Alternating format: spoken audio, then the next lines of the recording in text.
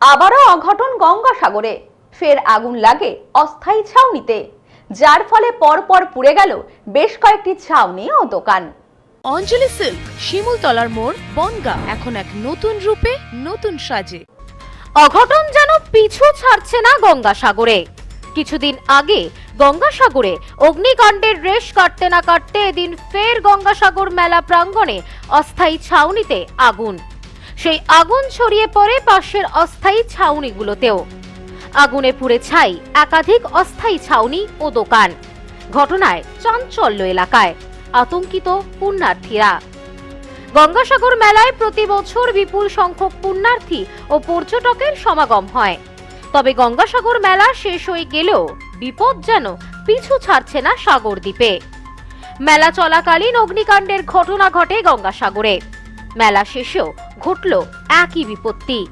সূত্র মারফত জানা গিয়েছে, এদিন দুপুরে গঙ্গাসাগর ৩ নম্বর স্নানঘাট সংলগ্ন রাস্তায় ছাউনিতে আচমকাই আগুন লেগে যায়। জানা যায় মুহূর্তের মধ্যে আগুন ভয়াবহ আকার নেয়।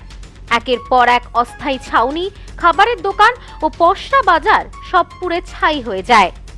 আগুনের লেলিহান শিখা এতটাই তীব্র ছিল যে আশপাশের এলাকায় আতঙ্ক ছড়িয়ে পড়ে। প্রাথমিকভাবে জানা গিয়েছে, স্নানঘাট সংলগ্ন এলাকায় পুণ্যার্থী ও পর্যটকদের জন্য তৈরি করা অস্থায়ী ছাউনি ও দোকানগুলিতেই আগুন লাগে। অগ্নিকাণ্ডের সময় এলাকায় ব্যাপক ধোঁয়া ছড়িয়ে পড়ে, ফলে পরিস্থিতি আরো ভয়াবহ হয়ে ওঠে। খবর পেয়ে দ্রুত ঘটনাস্থলে এসে পৌঁছায় দমকলের একাধিক ইঞ্জিন। দীর্ঘক্ষণের প্রচেষ্টায় দমকল কর্মীরা আগুন নিয়ন্ত্রণে আনতে সক্ষম হন।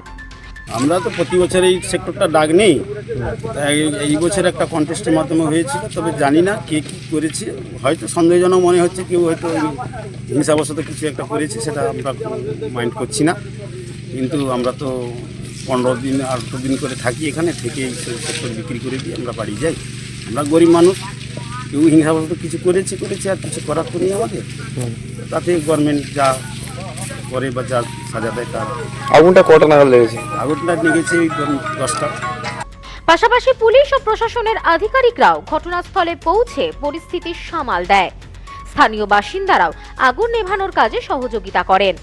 আগুন লাগার সঠিক কারণ এখনো পর্যন্ত স্পষ্ট নয়, তবে প্রাথমিক অনুমান করা হচ্ছে শর্ট সার্কিট অথবা রান্নার গ্যাস সিলিন্ডার থেকেই আগুন ছড়িয়ে পড়তে পারে। গোটা ঘটনার তদন্ত শুরু করেছে দমকল ও পুলিশ। ক্ষয়ক্ষতির পরিমাণ খতিয়ে দেখা হচ্ছে।